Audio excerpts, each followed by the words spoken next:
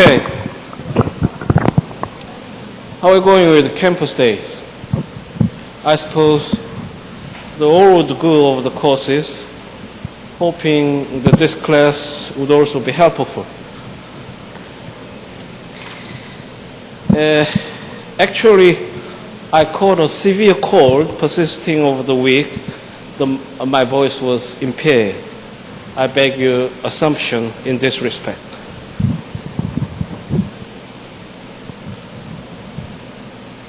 I found many of the last printouts are still unrecovered by you. I placed them on the desk in the front. Okay. In this class, we would continue on the topics of criminal law in the common law system.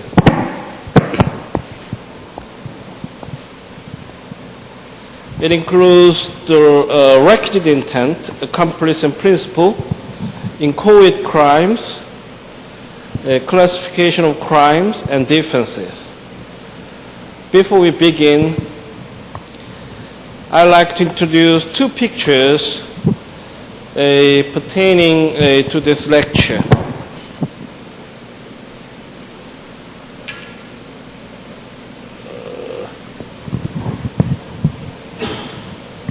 The first picture shows our revered King Sejong, who invented the Korean alphabet. We nationally celebrate October 9th as Day of Hunger, but the date, unfortunately, may not be enforced as a holiday. This class would not close. It is a very undocumented incident. The king of a dynasty undertook the prime role to invent a national alphabet. And today it is Hangul Day. You can see in the history, the English language was heavily influenced by French novel class, where French legal tradition has immensely been infused into current form of modern English. And other scientific words developed by the scholar group also increased the scope of English language. That context was generated in the collective form of intercultural intercourse without any artificial framework, and neither be planned nor implanted by any one person in power. It is not amazing to see the international acclaim that Sejong was one of greatest linguistics.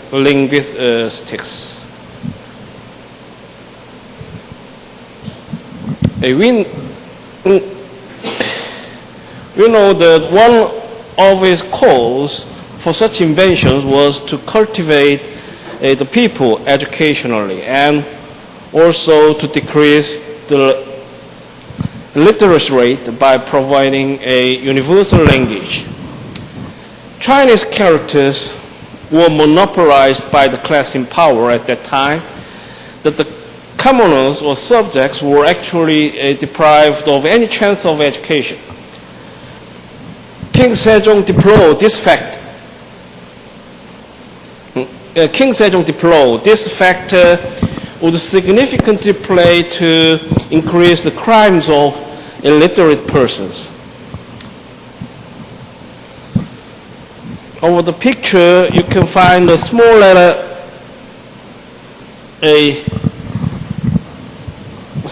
newspaper article reporting that the government intended to revise the basic codes, civil and criminal, in pure form of Korean words. Many formerly imported terms from Japan and China in those codes would improve to be leveled with easier and common standard of normal Korean citizens. We welcome this story, but in some reflection, it could be seen as far lazier response to the King Sejong's acumen and ambition. Though this class would be basic and vastly general, I'd like to raise one point about the language employed in the code. What if the terms or concepts would be vague or overbroad? And how do we make them culpable in the criminal purpose if they are illiterate or ignorant of law?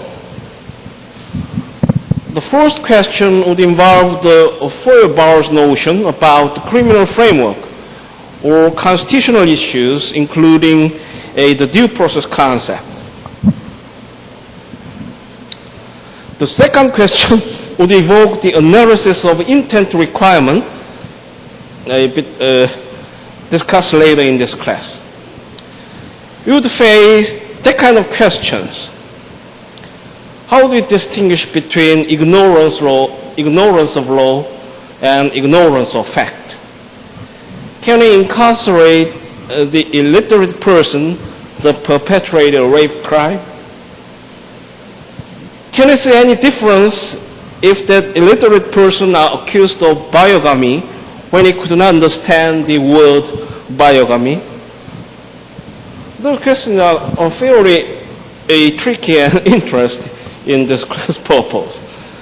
We could not be on detail about the response to these questions. But we'll see this a summary of intent requirement and other criminal concepts in the U.S. context later in this case.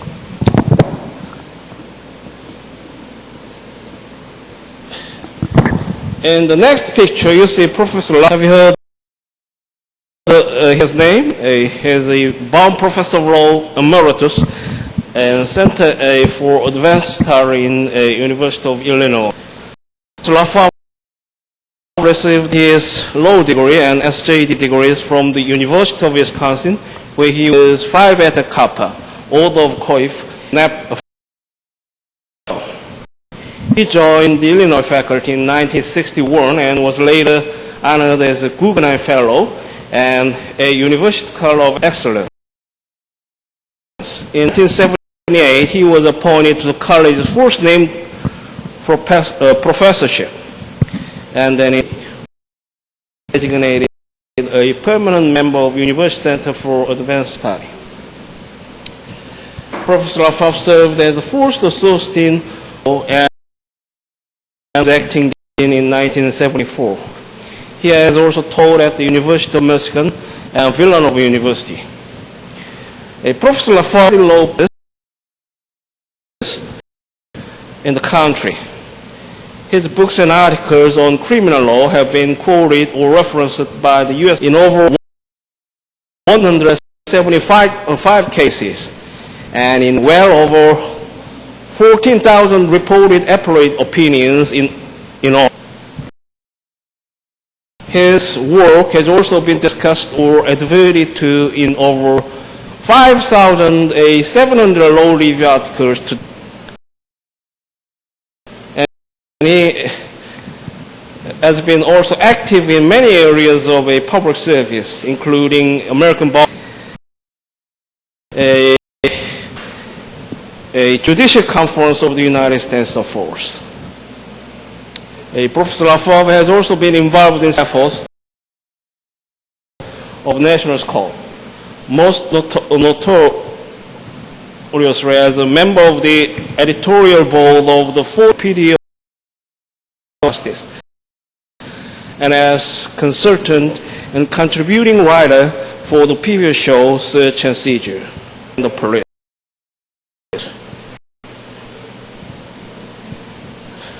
The reason why I now introduce this professor is about the basic materials offered to you in this class. The discourse of this class would vastly be based on the legal adaptable principle edited by Professor Lafave.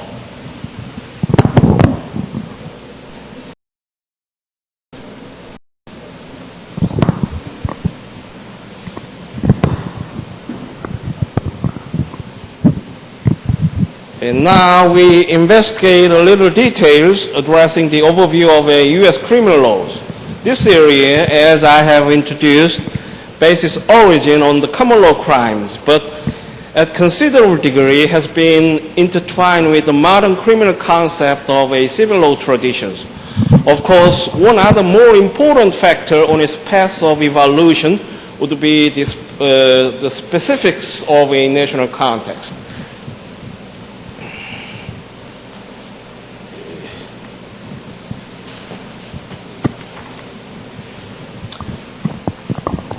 In the chart, I summarized a requisite intent for major crimes.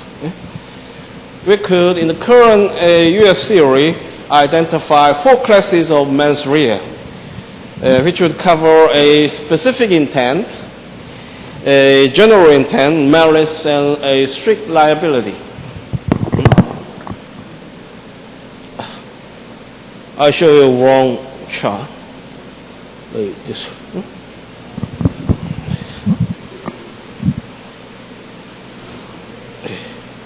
In a general consideration,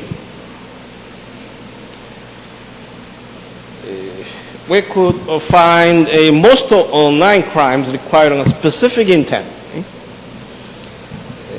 including solicitation, attempt, conspiracy through embezzlement. A specific intent requires an intent to engage in prescribed act, while a general intent could be sufficed just with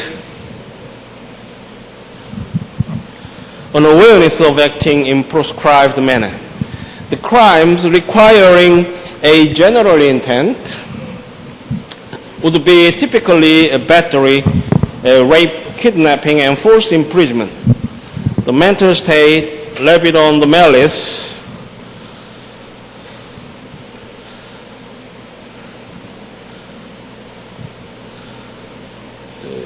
malice-based crime requires a reckless disregard of a known risk, where the common law murder and arson would be a typical case. Lastly, there are strict liability crimes such as statutory rape, selling liquor to minors, biogamy in some jurisdictions. In the strict liability crimes, it is normally sufficient to find culpability if the act is a conscious commission of prescribed act.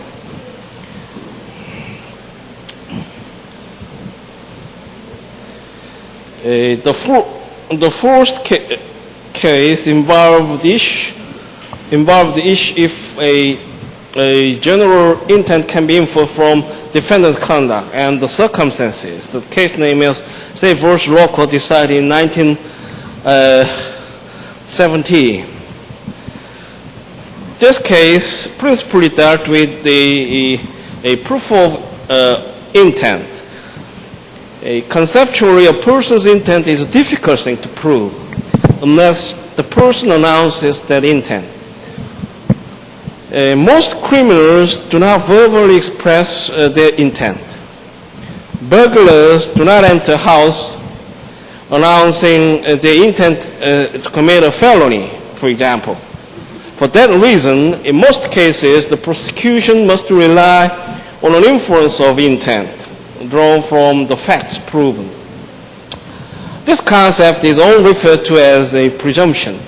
Because of the presumption of innocence, there are constitutional due process limitations on the prosecution's ability to prove intent by inference.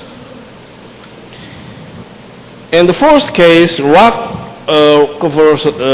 and Lever, who were defendants, were convicted of sunbathing at a beach in the nude. They're charged under the common nuisance statute, indecent exposure.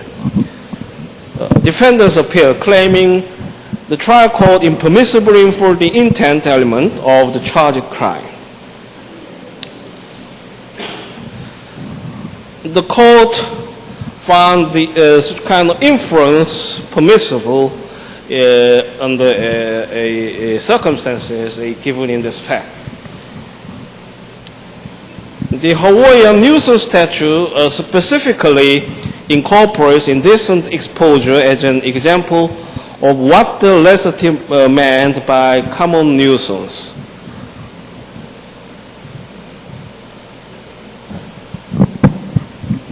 Intent is an element of the crime of common nuisance. Hence, coupled with sunbathing in the nude must be the intent to expose oneself indecently. Specific intent is not required. General intent is sufficient. And intent may be inferred from the conduct of the accused and the circumstances. Applying the intent requirement to indecent exposure cases, criminal intent necessary to support a conviction is sufficient if the defendant draws attention to his exposed condition or displays himself in a place so public that it may be presumed he intended to be seen by others. Here, defendants testified they observed 20 to 25 people, mostly fishermen, at the beach over a 2-month period. Further, the beach was accessible by a well-worn path. This is sufficient to justify the trial court inferring that defendants intended to be seen by others in a public place. The dissent opinion counted from the evidence, it does not appear beyond a reasonable doubt that the defendant has sufficient intent to expose themselves. The beach was accessible by another, not well-worn trail, and there is no evidence the defendants knew the beach was used by fishermen and therefore public. The prosecution did not adequately prove its case. This case shows how intent may be presumed from the entire circumstances.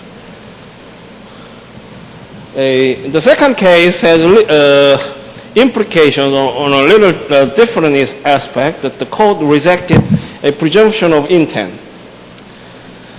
In this case, the court held intent will not be presumed in a first-degree burglary case if it is shown that the defendant entered an occupied dwelling at nighttime.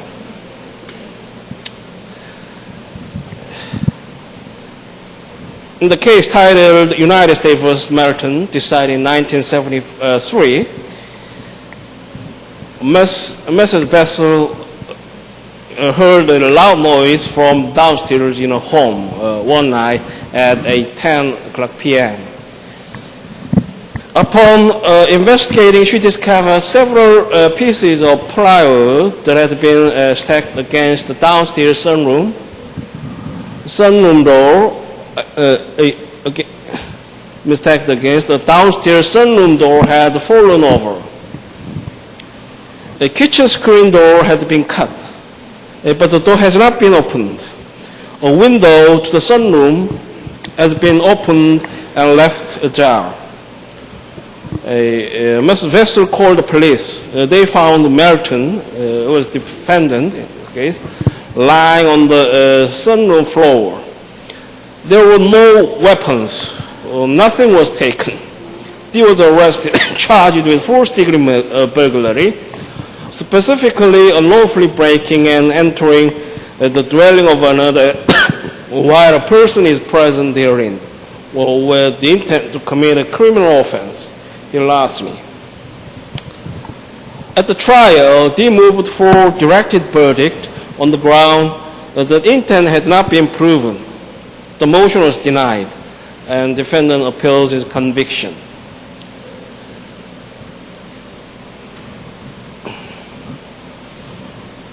The court gave opinion. The trial judge erred.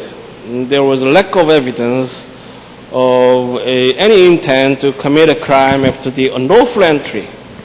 Nothing was taken, nor did defendant resist arrest. Entry is not ipso facto proof of intent to commit a crime.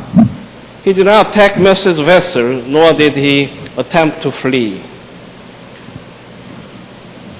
In all of the cases relied upon by the trial judge, some circumstantial evidence established the requisite intent. The court look into a legislative history to verify its position. Let's see, Congress specifically eliminated the nighttime element of burglary.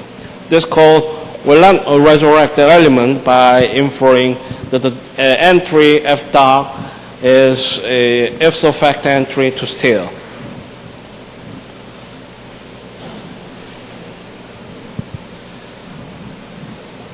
The dissenting opinion argued Mrs. Vessel testified that belongings in the sunroom had been broken. This contradicts the majority conclusion that no items of value had been moved so as to indicate an attempt to steal. Further, this counsel indicated that they resisted arrest. Either of these findings supports the conclusion that they entered with the intent to steal. The majority also erred in its consideration of Congress' omission of nighttime element. Entry at nighttime is strong circumstantial evidence of entry for the purpose of stealing. Do you agree? Likewise, evidence indicates that the defendant could have been concealing himself, did not escape because he could not, and did not attack Mrs. Vessels because he did not know she saw him. Unlawful entry carried a maximum penalty of 6 months. It's a relatively light penalty. And the fourth degree burglar carried a 5 to 30-year sentence. It is actually a felony. The court also noted the Congress focused on danger to the occupants of the home rather than the nighttime element. An old common law court would have had no problem presuming there's criminal intent.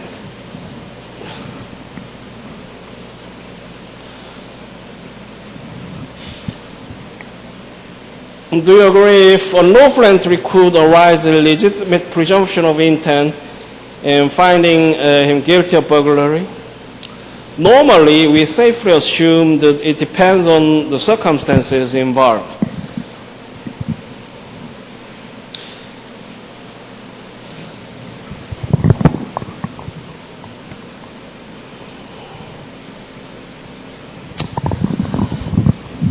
As illuminating indeed, the modern penal code introduced 4 concepts on the state of mind in criminal purpose.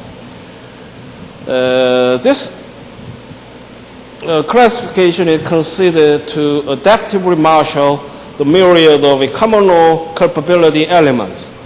In accordance with the MPC dealings, we would overview knowledge, recklessness, and negligence.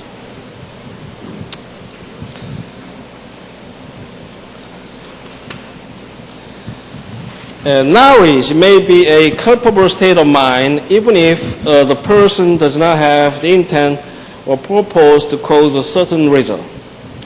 A person acts knowingly with regard to a result if she knows it is particularly certain that her conduct will cause the result. Except in strict liability crimes, the accused knowledge is a requirement for conviction. The accused must have known or should have known that the actual criminal.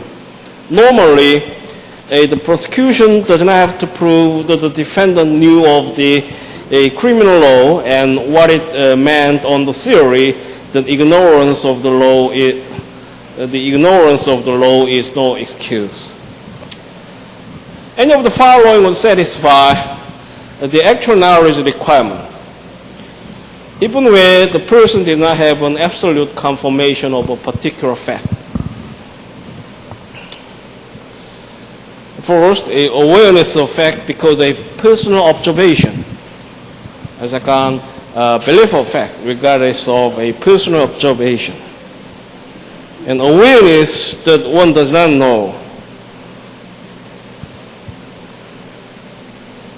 And willful ignorance would be considered knowledge in criminal purpose. and United States vs. Joel precisely dealt with this kind of a context. About the case involving actual knowledge, we find a State versus Bill decided in 1973. Bill, who was defendant, was convicted for knowingly concealing stolen property. Defense sold property that had been identified to this wife if the previous day as possibly stolen. They objected to jury instruction that they could be found guilty if a reasonable person in defendant's position would have known the goods were stolen.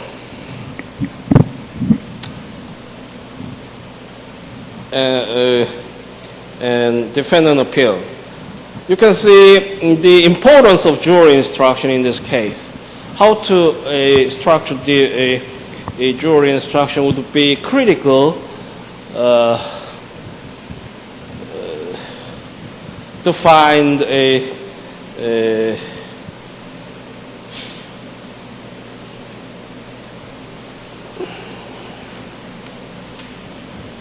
in guilty or innocent. The issue in this case would be if a defendant himself must actually believe or know that the goods was stolen in order to incarcerate it. The court said, yes, the case is remanded for new trial. The ordinary reasonable person test fails to distinguish between civil and criminal responsibility. The essence of this criminal offense is the intentional wrongdoing. The test of an ordinary intelligent person may nevertheless be evidence of defendant's actual belief based upon what the jury had learned about from testimony and observation.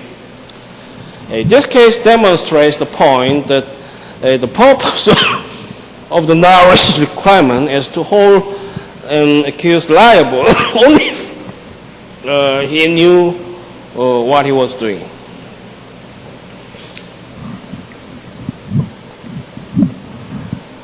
In the second case, Jewel, who was defendant, drove a car containing a concealed marijuana into the United States. Defendant was convicted of knowingly or intentionally importing a controlled substance. Defendant appealed, arguing that a deliberate ignorance is not sufficient to support a conviction of knowingly importing the controlled substance. Then, is this willful ignorance sufficient to convict you of knowingly importing the marijuana? The state used the term knowingly, but the court, from the evidence, find that the defendant is willfully ignorant of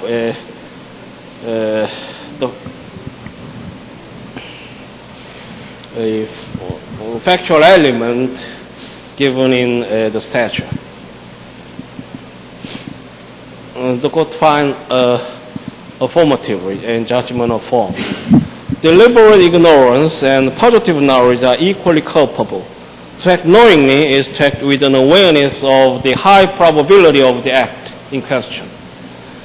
But the dissenting opinion asserted the defendant could have accepted the car and have had a conscious purpose to avoid learning of its contents, and yet to be totally innocent unless he was aware of a high probability that the car contained a controlled substance. If they actually believe that the car did not contain a controlled substance, he should not be convicted. The jury should have been so instructed.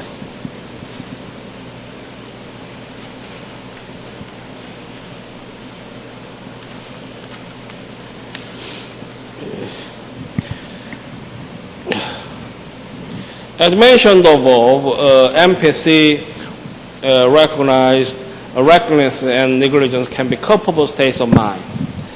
A person is reckless if he acts with an awareness of a substantial and unjustifiable risk that a certain result will occur because of his conduct or that a certain circumstance exists. This is not awareness of a certainty which should be knowledge, but rather awareness of a risk.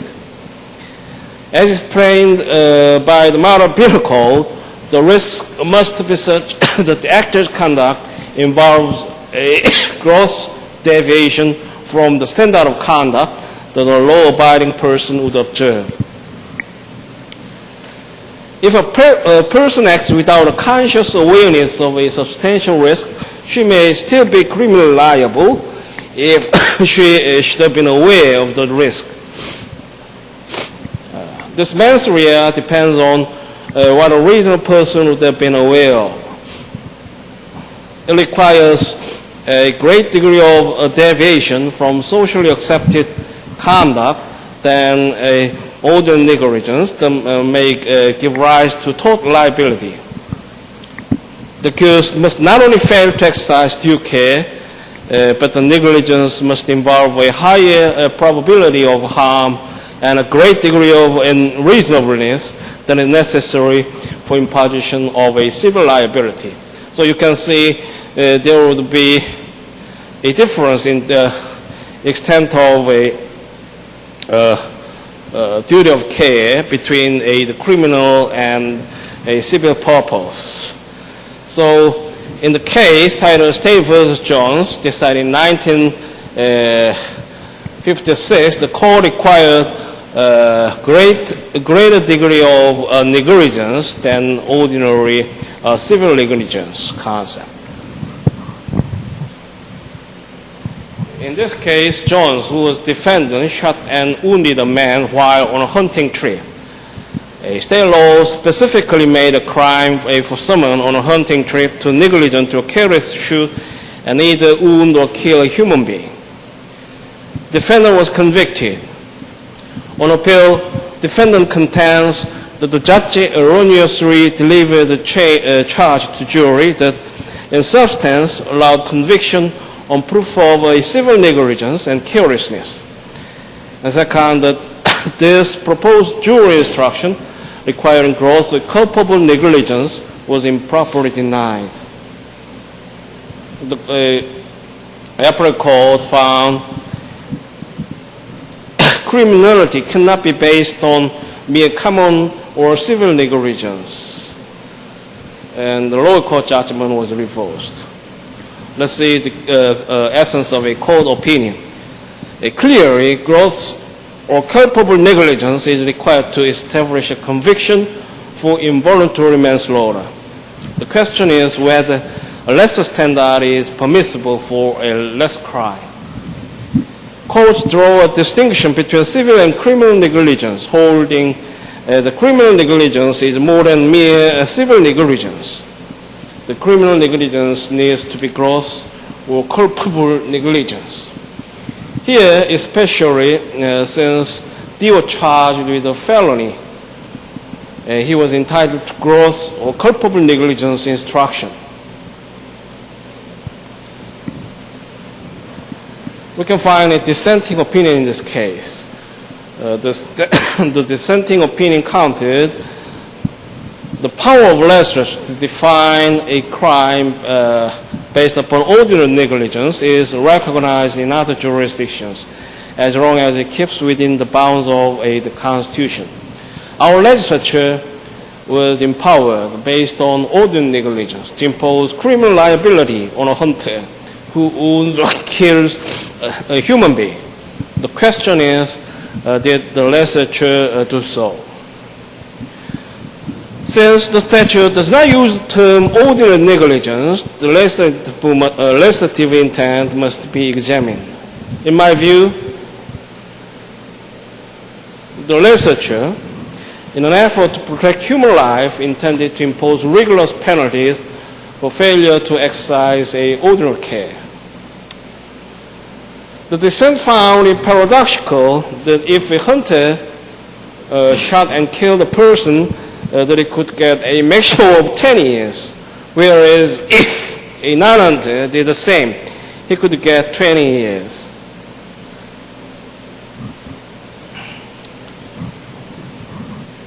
There would be a gross disparity between the extent, the degree of sentence, and it would be reasonable to sustain with the majority court opinion, according to the dissenting position. Based on this, the dissent concluded that legislature meant to prescribe more than wantonly or recklessly shooting a human.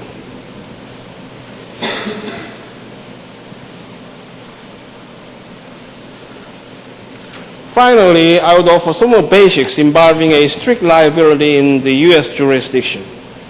There are some crimes which can be committed without an element of mens rea. One can be found guilty of these crimes without having a guilty mind. Strict liability offenses were adopted by legislatures in response to the changes in society stemming from the Industrial Revolution. Machinery became complex and dangerous, and workers relied to a large extent on employers to provide safety. The legislature acted to establish and enforce safety standards. Health and welfare regulations became more necessary with increased specialization in many areas. Strict liability offenses include neglect when the law requires care and inaction when the law imposes a duty. Therefore, intent is irrelevant in a strict liability crimes. Lack of intent is not a defense because typically the accused, if he does not intend the violation, is in a position to prevent it with the exercise of ordinary care. Because these offenses require no intent, even an accidental violation of the statute is a crime. An accused's good faith or innocent mistake does not prevent conviction. The person is held strictly liable for the crime upon commission of the prohibited act. Whether a crime imposes strict liability depends upon the legislature's intent. Because a particular statute may not clearly indicate what the legislative intent was, the courts may have to look to other factors to determine what was intended. Courts often construe public welfare offenses as imposing a strict liability. These are offenses that are part of regulatory schemes designed to further the general welfare. Some of the factors that favor application of strict liability are: the offense is not a traditional common law offense, but is part of a regulatory scheme. Then the case would encounter a higher probability as a strict liability offense. The statute imposes a relatively light penalty. In vast area of strict liability crimes, the statute imposes a relatively light penalty. Requiring a proof of mens rea would be so burdensome that it would impede achievement of the legislative purpose. Then it would be more probable that the court find it a strict liability and may impose a criminal sanction without a mens rea requirement. Most persons who violate the statute would have a culpable mens rea anyway.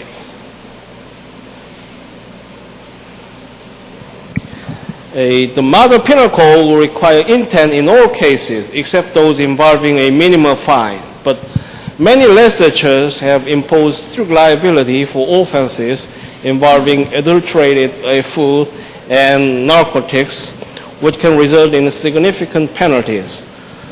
Statutory rape is a traditional strict liability offense that is punished much as other common law crimes that require a mens rea.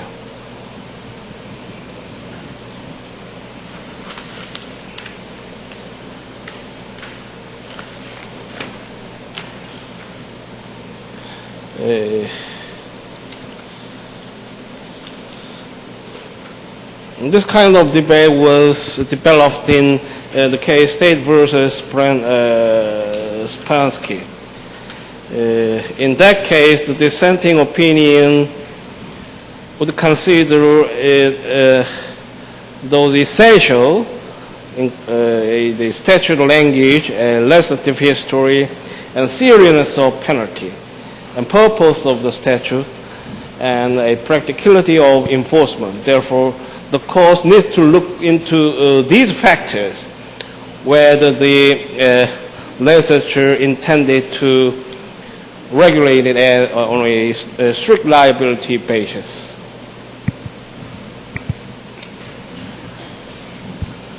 And this issue also involves, in some cases, the constitutional limitations. In State versus Campbell, the court find the statute is unconstitutional if criminal intent cannot be implied as an element of a statute of crime. And in next class, we would advance to a complicity in the crime. So we will explore a common law classification of a participants, particularly a focus on the party rules and powers to felonies, or accessory before the fact and after the fact, and a significance of the party rule, and other key context of a accomplice liability in modern United States criminal jurisdiction. Okay, that would be all for this class, and see you in the next class. I'm now Stabi.